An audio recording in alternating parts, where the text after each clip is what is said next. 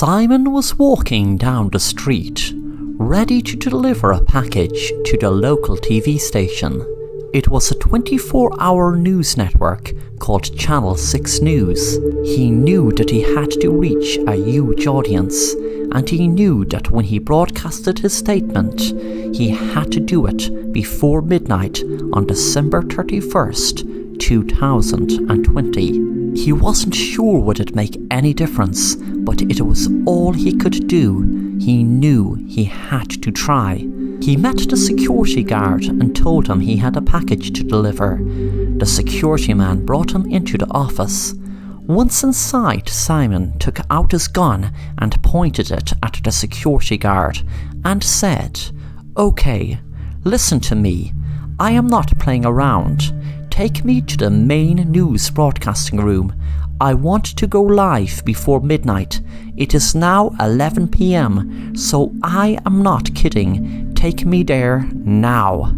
The security guard took Simon to the main room and said, "I am so sorry, Miss Casey and Mr. Warren, but this guy said he was going to kill me if I didn't take him in here. He told me he wants to broadcast a statement." The presenters were stunned, as were the camera people in front of them and the people upstairs looking down from the control room. Simon said, "Okay, what the man said is true. I need to make a statement, live, and I need to make it soon." Mr. Warren said, "Look, calm down, son. You can't just walk into a news station and demand to give a live statement." The second Simon walked into the room, they had cut to a commercial break, so no one was seeing what was happening. Simon held the gun to Mr. Warren's head and said, "I am going to blow your bloody head off unless you get me on that bloody camera now to me give a live statement, and I don't want it on delay. I want it to go out live." Mr. Warren tried to run and bring Miss Casey with him. Suddenly Simon got startled, and by accident his gun went off and shot Mr. Warren in his head. He shouted, "Look what she made me do!" He ran over to the security officer and said, "Get me live on air now." The security thought Simon was going to kill him, so he quickly got out his gun and pulled the trigger and shot Simon in his head. Simon fell dead on the ground.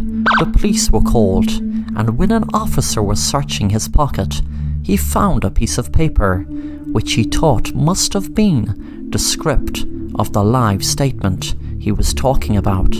It was midnight.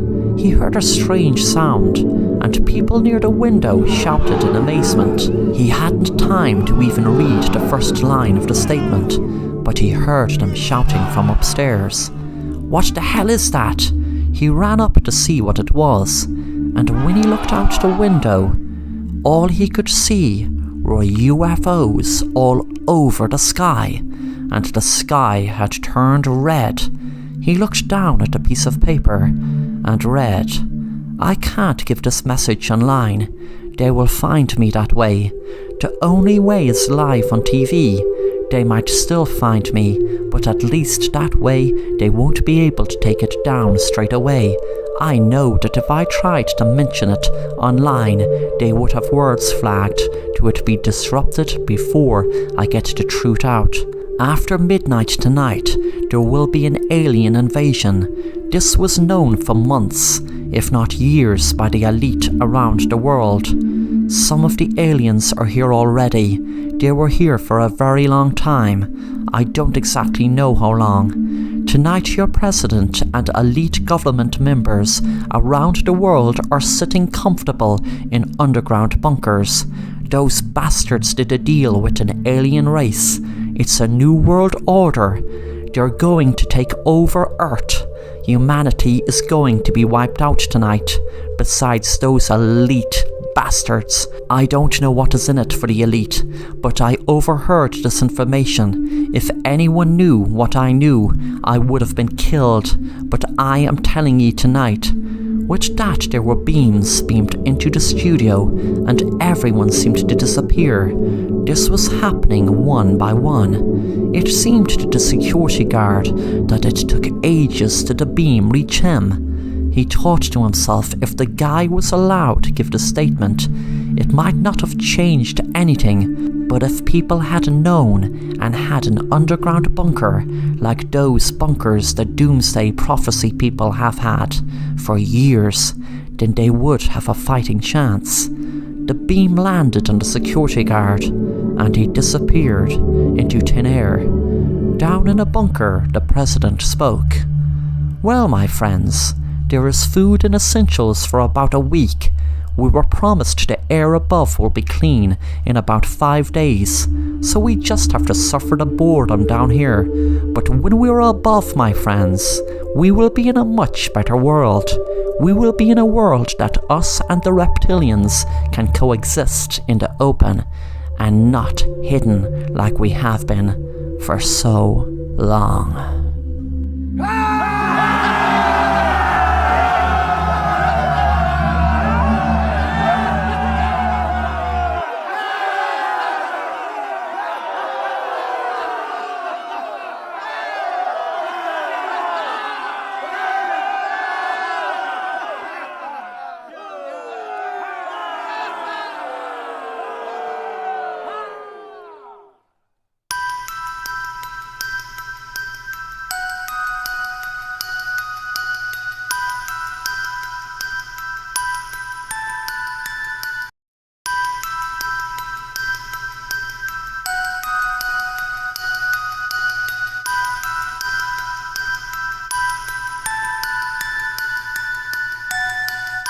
Michael and his girlfriend Sarah were invited along with their friends Paul and Susan to a new restaurant that just opened. They won a competition on the radio and were very excited to be able to walk into a restaurant and order anything on the menu and not worry about the price. They were all students and didn't have much money to spare with all the expense of college.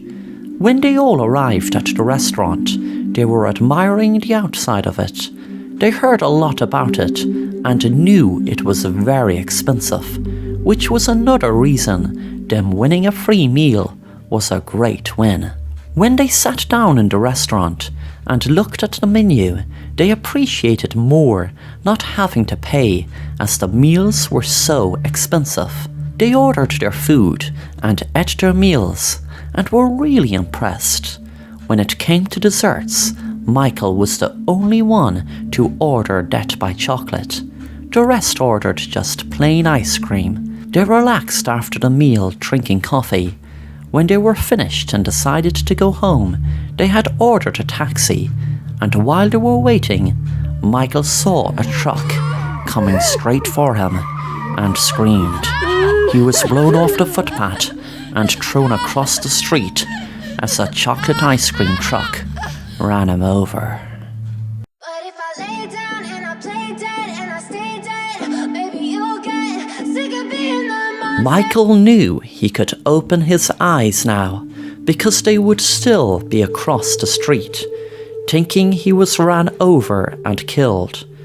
Little did they know this accident had been planned for months by a friend of his who was a stunt driver.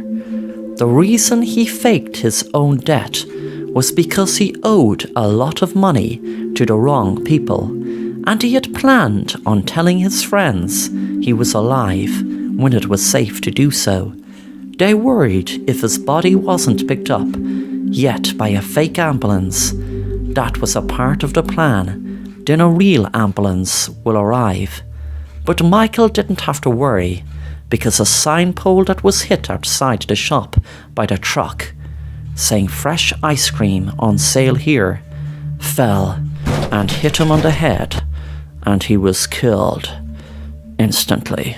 But if I lay down and I play dead and I stay dead, maybe you'll get sick of being the monster out of my head, under my bed. Think you're something out of my nightmares, standing right there. But if I lay down and I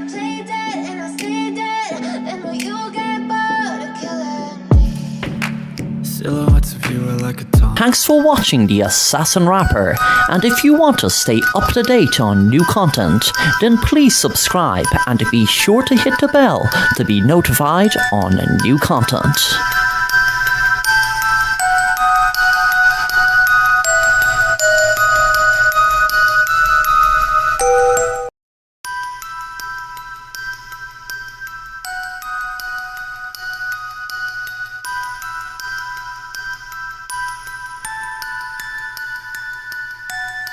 Joseph moved in with his wife Lisa to a house in a secluded area, but that suited him fine. They came from the big bright lights of New York City and wanted to move away from the hectic city lifestyle. At first, Joseph and his wife hated the quietness and stillness of the area.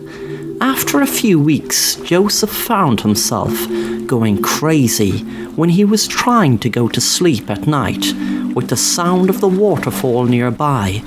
It haunted him, and when he eventually did fall asleep, he dreamt of stormy weather or the waterfall while he was drowning in it. His wife seemed to just sleep through the night, and it never bothered her, no matter how loud or annoying it got. He wished he had earplugs, but couldn't believe they would do any good, as the sound was so loud. It was driving him crazy. The next day when he got up, he just sat down, nearly falling asleep in front of the TV, because he couldn't get no sleep at night. One night it was different. It was almost like the waterfall was calling his name to come to it. The sound felt much, much different. It was like music to his ears. It was like the complete opposite of what it was like before. He was smiling at how appetizing the sound seemed to be. He got up from bed and got dressed and walked towards the waterfall. The noise of it was like beautiful, relaxing, soothing music to his ears. Then suddenly he saw the most beautiful lady. He remembered then. How could he forget? She was just standing next to the waterfall, waiting for him to embrace her. And that is just what he was going to do. Before he saw her skin color change, and then he had realized the horror and what he kept locked away in a box in his mind and never wanted to open again. His wife had drowned in the waterfall a week ago, and he did everything he could to help her, but he just couldn't save her. He then realized who was the woman up in the house with him. Then he realized, of course, there was no woman up in the house with him.